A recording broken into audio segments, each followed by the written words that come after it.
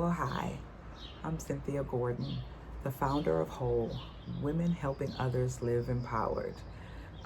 So I'm recording this video out in the sunshine, so there's some bird noises in the background. If you hear any, just know that I was enjoying this beautiful weather, and I hope you're doing the same. So today's topic, I wrote it all out, and our subject is the blow-up is from the build-up. Let's see if you can relate. Think back on the last time you had an argument or either just told someone off, or maybe you got told off for something you thought was much smaller than the person's reaction. I'm sure that's happened to everybody. Let me describe what I see. I'm just going to take a week, just any old week. I made it up. It's not a Corona week, it's just a week. So on day one, you wake up late and then your car needs gas, so you're late to work. On day two, you get a note from the teacher and it says that your son or daughter got hit in the head by a ball during recess. And they sent a note home just to make sure that you knew. There was no blood, nothing big. They thought it was okay, so they just wanted to notify you. On day three, your spouse works late, so the dinner that you planned is ruined. On day four, there's a mix-up at the bank, and your account is overdrawn. On day five, your mother or father gets in a fender bender. No one's hurt. Little damage to the car, but nothing big. On day six, nothing special, no drama at all. Just a regular old day. Yay. Now on day seven, your friend accidentally wastes something on your jeans and you curse them out. Just go off. Now, I use different examples using different people, mostly loved ones, but different people, just to illustrate that it could be just anything. But by day seven, you've had enough. By day seven, your reaction really doesn't fit the violation. Let's go back and revisit. On day one, it was your spouse who turned the clock off, and that started the cycle of why you were late. But you said nothing to them. On day two, you got the note, and it did tell you about your son or daughter being hurt at school or being hit at school, but because they weren't hurt, you didn't get the phone call you feel you should have gotten. Now, you should have gotten a phone call because what they don't understand is that your child suffers from migraines.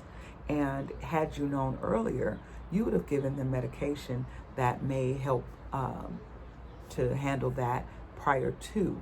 We want to try to be proactive and not reactive. So a phone call would have helped you out. Now, you don't call the school because you're not confrontational. Okay.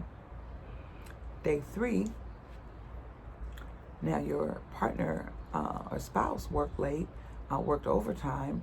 You didn't tell them you were cooking anything special, so you don't really let them know that you were disappointed. It wasn't that you were mad, but you were disappointed, and you don't voice that because you realize you didn't mention that you were cooking anything special. Day four, the mix-up at the bank. It wasn't the first time, so really you were angry, but you didn't call the bank manager because you didn't want your teller to get in trouble, because even though they've made this error before, they're really nice when you come in. Day five, your parents' fender bender, no one was hurt, but it makes you feel some kind of way because really and truly, you know that your parent is getting up in age and you really don't think they should be driving anymore. And maybe your siblings aren't helping and they're not realizing that you just need to take the keys away from your parent. And it's a fight they don't want to have.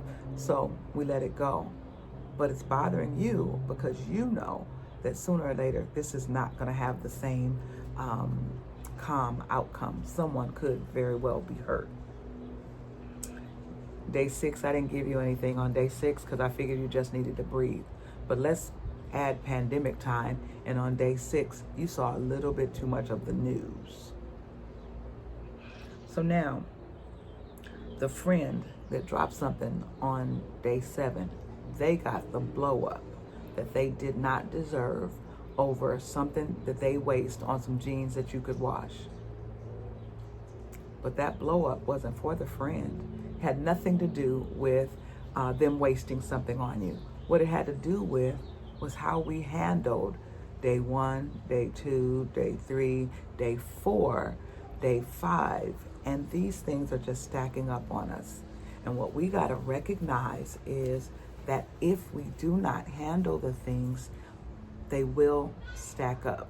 The issues, the anger, the disappointments, you can call them whatever you want, but we have got to find a way to address these things in a way that you don't have to hurt anyone's feelings. Let me go back. The first day and the clock, that's something that you may want to notify your spouse. Hey, I was late yesterday, or I was late this morning because you turned the clock off. Just be careful. I promise you, if you say things, it'll help the stacking up. It really will. And that's what we want. We want to help the buildup so that we don't have the blow-ups. Day 2, okay, your kids may have conditions that the school doesn't know about. Now, first, we want to tell them about what we can, so we have to take our own responsibility for communicating these things. But even still, if it is that something happens and you wish that something different would have happened, you have the right to let people know. So whether it's the school or the bank, you make a phone call. And that phone call has got to be something where you let people know of your disappointment, or you let people know of an error. There's no way for you to assume that people will get it right if you haven't helped them. It's like places that you call or you do business with. They ask you, would you want to remain on the line and do a survey after? They're asking you that because people want your feedback. Giving feedback is not in and of itself a negative thing.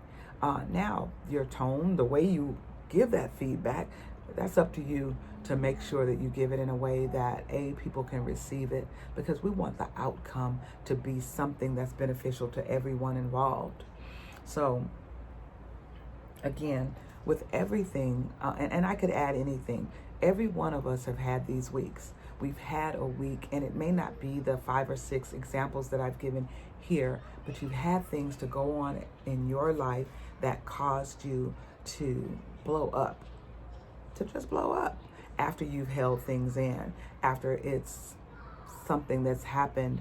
And again, the thing that you blow up about has nothing to do with maybe what is truly bothering you. So I think that we need to address things as they come, as they happen, that we do ourselves and everyone else a disservice by holding it in.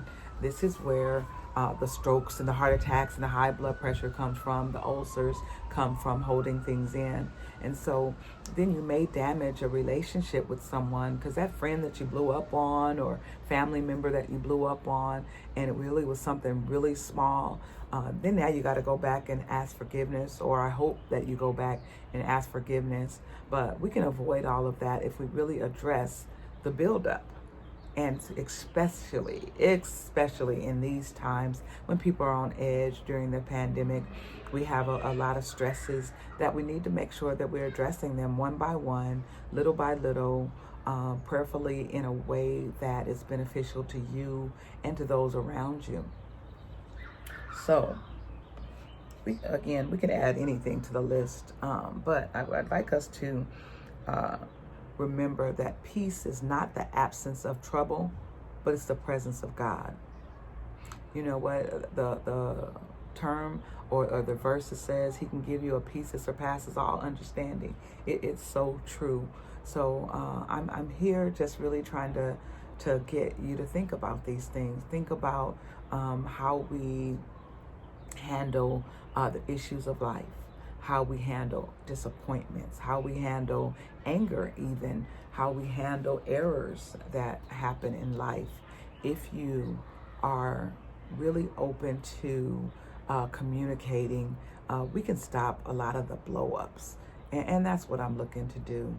So anyway, I hope that you get something out of each video every time I come on. Please subscribe to my channel, and every week it'll be about something else, something I've seen, something going on, and prayerfully providing encouragement. And we all need some encouragement, and not because of a pandemic. All of the instances that I brought out for this week, it really, other than watching the news, and that could be any time, not just pandemic time, certainly maybe worse watching this now, but anytime you watch the news, it could give you just another brick to stack on some already maybe stacked bricks that come just from the issues of life. The Bible says in this life it's full of trouble. And it also reminds you that no weapon formed against you will prosper. And that's because weapons will form against you. Yes, you're going to wake up late, whether you turned off a clock or a spouse. Yes, sometimes there's going to be traffic and you'll be late to an appointment or to work or to anything. Yes, there's errors at the bank. There's errors in the store. There's error. We're human and we make error. But ideally, if these things happen, that we are able to process and communicate and deal with these things in a way that's not harmful for you and your health, but also not harmful for the relationships that you have with your loved one. So again, I pray that you think about how you're handling the things that go on. Think about letting people know when they've disappointed you. Think about calling a manager or a waiter or whomever and letting them know if there's an error, in a way that it doesn't stack on top of you, because you let things go, you let things go, you let things go until then something happens that's so small, and then you don't let it go. And even if it isn't so small, that you don't handle the conversation the right way. And then now you got to go back and apologize when truly it was just that other things were bothering you. So with every video, I pray that I leave you with something that you can think about, or something that can help you or those around you in your relationships and in dealing with things that go on. So I really hope that as you're listening, that you think about, not only do you not want to explode on other people, but all of these scenarios will cause you to implode if you don't acknowledge that things have happened that hurt you, disappoint you, anger you, or whatever the situation may be. If you don't get these things taken care of in a way that's beneficial to you, you will implode. This is where heart attacks and strokes and high blood pressure comes from, because these things are stacking, one thing after the other. And if you're not careful and you don't address them, and you just let them stack up, then you'll absolutely hurt yourself. So we don't want the blow-ups, we don't want the explosions or the implosions. And so you have to really know yourself and do your best to try and deal with the scenarios, the issues of life, if you will. And again, the little bricks that are stacking day by day, address those things so that you can take care of you and those around you. So again, I hope you have enjoyed the video. I ask that you subscribe to my channel, or you follow me on Instagram. There'll be information, some encouragement that you'll find on a regular basis, just to stay tuned. We're all in this thing together, and every day we just try to be better than we were on yesterday. So I'll be praying for you, and have a good day on purpose. Take care.